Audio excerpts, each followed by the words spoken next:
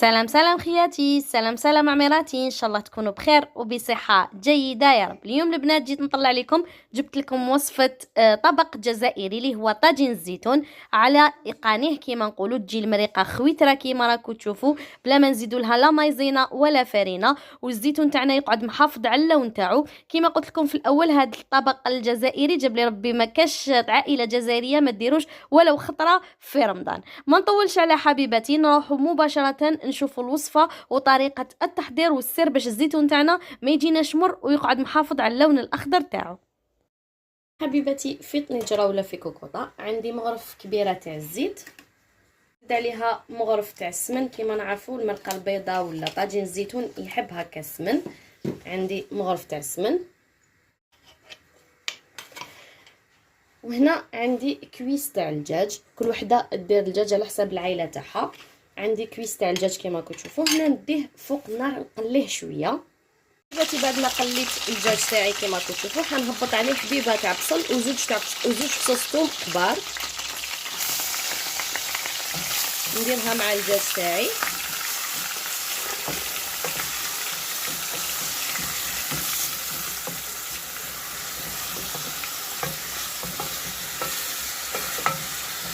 حبيباتي كي نشوف البصل تاعي تقلى تري بيان وبدبال معايا، هنا عندي زوج حبيبات تاع زروديه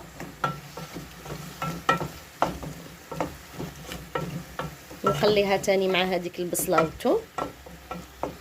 عندي كميه تاع الزيتون البنات، انا هنايا شلتو 3 خطرات ودرتو في كاسرونه، درت لها عصره تاع قارص، مغرف تاع الفرينه، غير رفدت غليه الاولى البنات طفيت عليها. كيما راكم تشوفوا صفيتها تري بيان بالماء الماء. هنا البنات حبيباتي باش ما تقعدناش مره وما تقعدش مالحه وتقعد محافظه على هذاك اللون الاخضر. هنا نحط كميه الزيتون تاعي ونقليو الزيتون تاعنا مع المكونات الباقيه.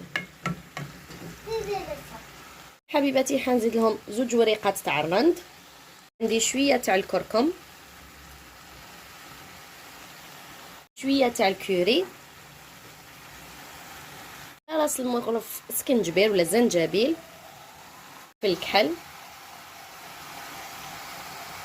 تابل الدجاج، عندي شويه من العود قرفه. انا هنا ما كترتش باسكو ما درتش كميه كبيره. عندي شويه تاع عود قرفه. حندير واحد تاع جامبو ولا مرق الدجاج. هنا تقدروا ديروه، تقدروا تستغناو عليه وتعوضوه بشويه تاع الملح. كيما نعرفوا مرق الدجاج يجي مالح والزيتون فيه الملوحيه شويه، الوغ ما نحبوش نكثروا الملوحيه باش ما يجيناش الزيتون تاعنا مالح بزاف.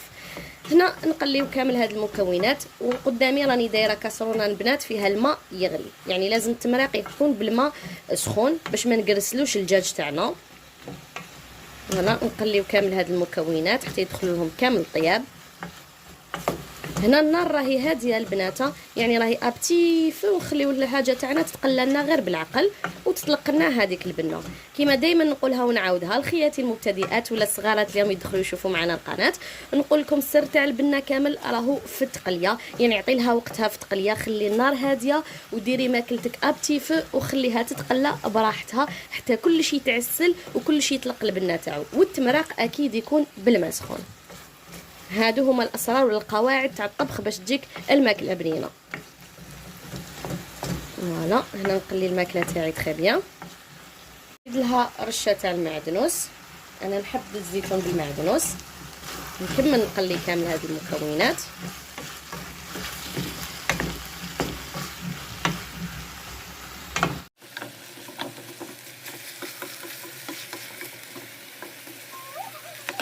ما تقلى لي كلش نجيب الماء تاعي ونجو نمرقو. بسم الله. هنا لا كنتو تخدموا الكوكوطه البنات، التمراق يكون قليل على كي طيبيه في طنجره. كيما نعرفوا الكوكوطه تحافظ على الماء تاعها، مي الطنجره ماشي كيف كيف. هنا مرقت حتى تغطى لي الدجاج تاعي باش يطيب لي، وكميه الزيتون. هنا حبيباتي خلاص سي بون، نخلوها طيب، نغطي عليها ونخليها طيب.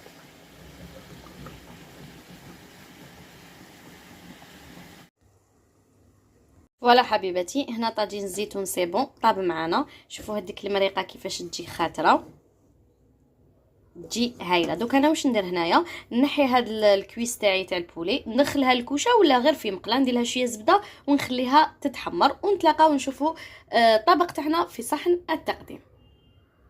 نجو نسقيو ولا ندريسيو الطبسي تاعنا. هنا هاي لك هذيك لاكويس كنت حمرتها كيما راكم تشوفوا، درت لها غير شويه تاع زبده ودخلتها الكوشه، دات هذيك التحميره الفوقانيه. نجيبو الزيتون تاعنا، هاوليك حبيباتي كيفاش يجي، مام المريقه تاعو تجي خاطره. شوفوا البنات ما درنا لها لا فارينه لا مايزينا، والمريقه تاعو تجي هايله كيما راكم تشوفوا. انا درت هنا نجيب نسقي هذاك الزيتون هكا. بيان سور حبيتو تقدموه مع لي فخيت ولا كل واحد والطريقه في التقديم. بسم الله. هذا هو كان طاجين تاعنا اليوم، اللي هو طاجين الزيتون. سيرتو في رمضان ما كاينش اللي جاب ربي عائله جزائريه ما طيبش يا لو كان خطره طاجين الزيتون. شوفوا البنات المريقه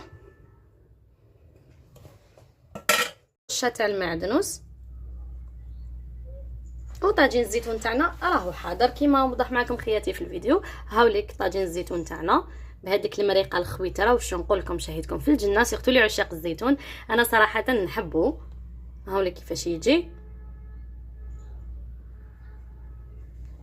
بنات المرقه تاعو.